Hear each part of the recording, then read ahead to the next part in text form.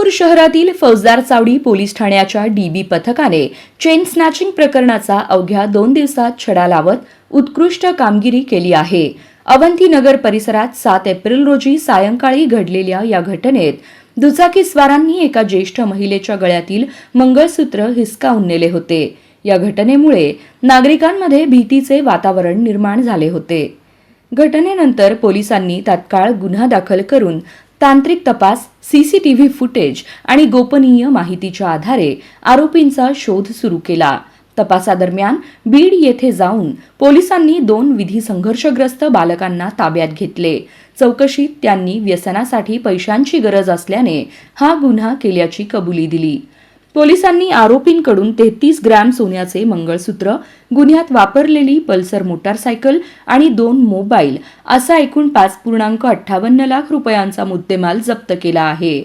वरिष्ठांच्या मार्गदर्शनाखाली डीबी पथकाने केलेल्या या जलद आणि कौशल्यपूर्ण कारवाईमुळे नागरिकांमध्ये पोलिसांबद्दलचा विश्वास अधिक दृढ झाला आहे.